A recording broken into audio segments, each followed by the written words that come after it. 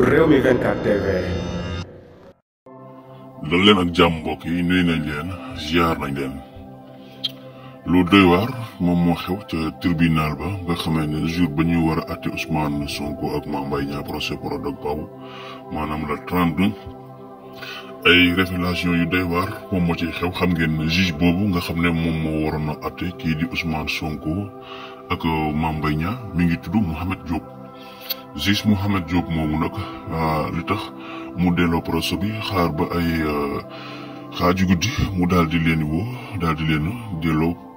procès boobu nga xam ne moom mooy Mame Mbaye Niang ak Ousmane Sonko. ay révélation yuy wax ne juge boobu di Mouhamed Diop daal la mu def jour boobu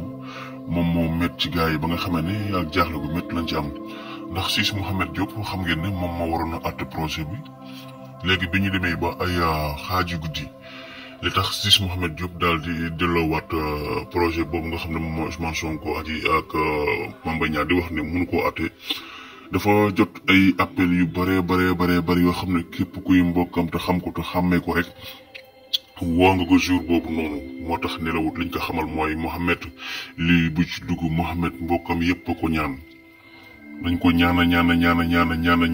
ba finalement moom Mouhamed moom moo xam ne lii ñu koy wax dëgg la ci la jàmmarloo ak gars yi nag yi nga xam ne ñoom ñoo ko bëggoon a àtteeloo procès boobu li mu leen xamal mooy man sama bakkan bii Macky Sall moom ko gënal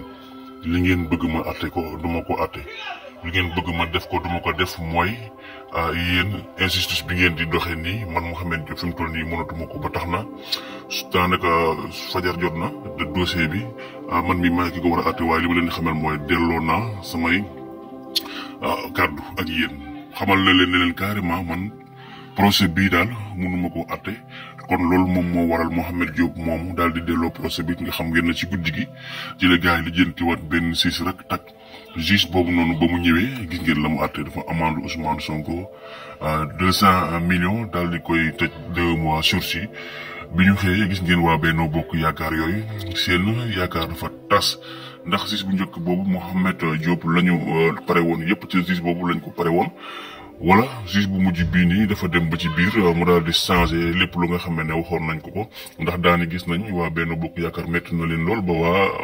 kii di Mame Mbaye Niang def na conférence ma ngay wax ne day appelé waaye la Cheikh Bara Ndiaye waxoon démb ci Walf TV daal dañ koy dëggal ndax Cheikh Bara ma ngay xam ne Ousmane Sonko juge bu ko war a àtte bu fekkee ne ñëpp xam nañ ko juge boobu du ko àtte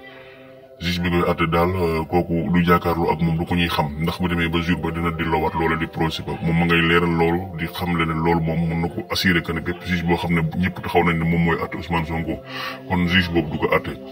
fa ñu mujjee nag mooy bàyyi ko mu nekk candidat rek te xam nga ne Macky moom bu bàyyee kii di Ousmane Sonko mu nekk candidat mooy ak sànni tàccoom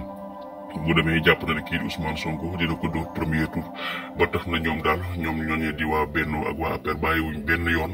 ña ngay recevoir yeneen dossiers yoo xam ne bëgg nañ ko teg ci ndoddum kii di leaderu Pastef bii di Ousmane Sonko waaye ñu bari ca Sénégalais ña ngay xam ne beneen yoon daal xaw ma day appelé xaw ma appelé wut waaye lii dutuñu ko nangu procès Ousmane Sonko yi ñuy accéléré ak di koy yóbbu ndax réew mi day taxaw kenn du am jàmm kon ñu bari ci Sénégalais ña ngay wax ne ñun dutuñu nangu benn yoon kii di Ousmane Sonko daal di dem ci tribunal wala ñu koy tuumal leneen loo xam ne dara du ci dëgg ndax procès Mame Mbaye Niang bi kat wane na ne kon ñi dañoo bëgg a candidat Ousmane Sonko bi dañ ko bëgg a sànkal pexe ba tax nañ daal ñeent Sénégalais ñu bari ña ngay wax ne kon loolee duutuñu nangu procès mukk ñuy woo Ousmane Sonko fële ci tribunal ba jaa ngeen jëf mbokk yi kon patriote yaa ngoog ak kii di si leader Ousmane Sonko Focus 2024